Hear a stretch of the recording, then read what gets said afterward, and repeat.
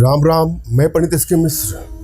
कभी कभी ऐसा भी होता है कि हमको लगता है कि अगला हमसे बहुत प्रेम करता है, मगर अगला आपको धोखा दे रहा होता है। उसने कभी आपसे प्रेम किया ही नहीं था, वह तो आपको चीट करने के लिए ही आपसे प्रेम किया था। जब लेन देन का माहौल रिश्तों में आ जाता है ना, जब आप किससे प्रेम करते हैं और सिर्फ उसको हर मंथ कुछ न कुछ पैसे ही देते रहते हैं, तो क्या आपको लगता है अगला आपको प्रेम कर रहा है या आपके पैसों से प्रेम कर रहा है? एक बार इसको विचारने की आवश्यकता है। आज इस युग में तमाम कुछ लोग हैं, मैं किसी का नाम नहीं बता रहा हूँ, तमाम लड़कियां हैं, कुछ लड़के भी होंगे जो सिर्फ पैसों के लिए ही किसी को प्रेम कर रहे हैं। अगर ऐसे लोगों से आपका वास्ता है, तब तो आपको चोट लगने की संभावना पूरी ही पूरी है।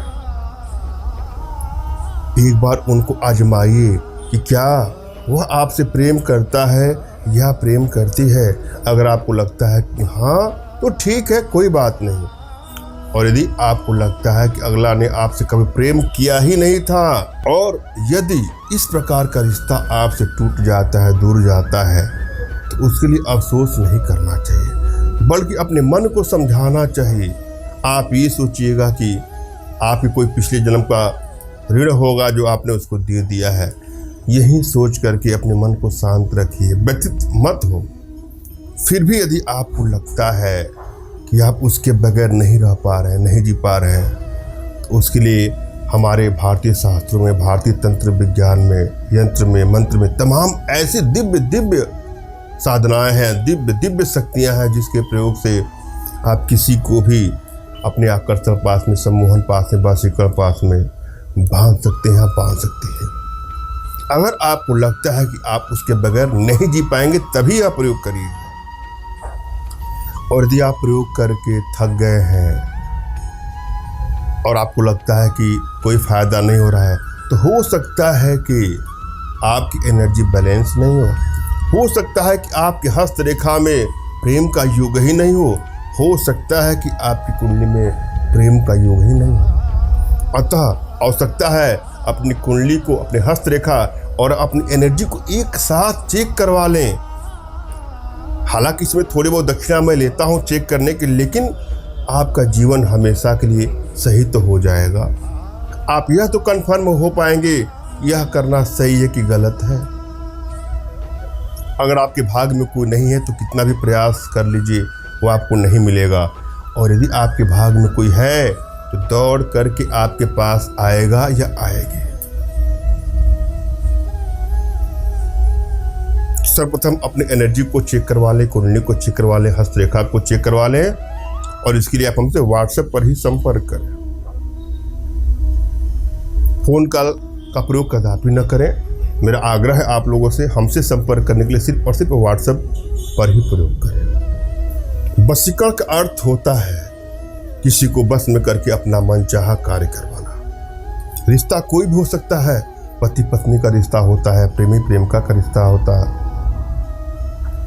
रिश्ता कोई भी हो सकता है, पति पत्नी का, प्रेमी प्रेमिका का, माता पिता पुत्र, भाई बहन, इष्ट मित्र, कोई भी रिश्ता हो सकता है। अगर आपसे कोई दूर जा रहा है तो उसको अपने पास बुलाने के लिए, अपने वशीकरण पास में बांधने के लिए आप वशीकरण का प्रयोग कर सकते हैं। या कोई बुरी लत का शिकार हो चुका है या बुरी संगत का शिकार हो चुकी है, चाहे वो लड़का हो चाहे लड़की हो, युवक युवती, कोई भी राह से भटक गया हो, तो ही उसको अपने बस में करके उसकी तमाम बुराइयों से उसकी मुक्ति दिला सकते हैं। कभी कभी ऐसा भी होता है कि आपके बच्चे अनावश्यक किसी लड़की से या किसी लड़के से प्रेम कर बैठते हैं और वो आपकी बात नहीं सुनते हैं, आपसे दूरियां बना के रह रहे हैं। गार्जियन जो पेरेंट्स होते हैं परेशान हैं, इसका भी समाधान है। इसके लिए आप हमसे संपर्क कर सकते हैं। हम अपने विषय वस्तु पर ही चलेंगे। अभी इस वक्त